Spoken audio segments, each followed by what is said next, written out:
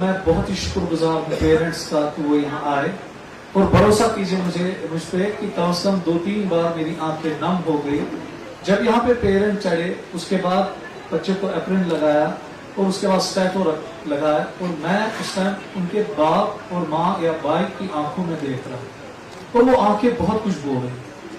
मैं इनको बोलता हूँ क्योंकि ये सारे बच्चे हैं, जवान बच्चे हैं, इंशाल्लाह इनका कैरियर बहुत आगे है, इनको बहुत चीजें अभी करनी है। मैं इनको मैं यही बोल रहा हूँ कि उन आंखों में देखना।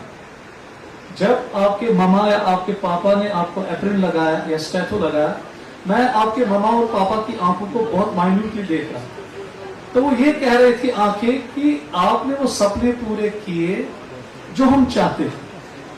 मगर उसके बाद अब इसका दूसरा पहलू ये है, क्या आप अब अपने माँ बाप के साथ वो वफा करोगे जो आपके माँ बाप ने आपके साथ किया? क्योंकि एक टाइम आएगा कि आपके माँ बाप बराबर छोटे बच्चे बन जाए।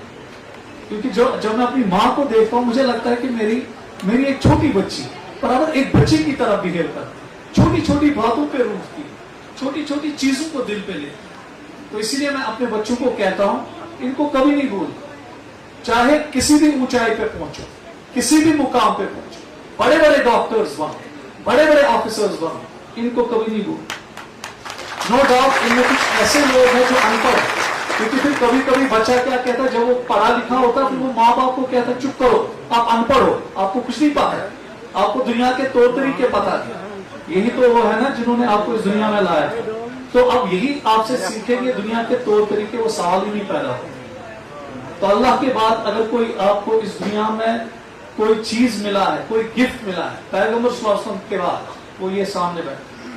और जब मैं अपनी माँ को देखता हूँ, मुझे लगता है कि दुनिया में मुझे सबसे बड़ा गिफ्ट है ये माँ है। तो जो मेरे सामने बैठी, मेरे सामने दुनिया खड़ी होती है जब माँ और बाप पीछे खड़ा होता है। बाप को खो चुका हूँ और माँ जिंदा है और मुझे पूरा यकीन है कि जब मैं सवेरे निकलता हूँ, जब वो हाथ उठाती है, फिर मुझे मौत के सिवा और कोई नहीं हारा। मरते मरते जब कब्र में जाएंगे, कब्र भी कहनी चाहिए आइए आपका इंतजार है, तो कुछ तो करके ही जाए। तो कब्र कहनी चाहिए आपका इंतजार है, जल्दी जल्दी आए। तो इससे बेटा आपने इल्म हासिल किया, आपने पढ़ा, माशाल्लाह आगे जाके आप बड़े बड़े डॉक्टर्स बनोगे। अपने वजूद को कभी नहीं बेटा उसको याद रखो, अपने माँ बाप को याद रखो। जिस मिट्टी से आए हो उस मिट्टी का बराबर एहसास होता है जहां से आए।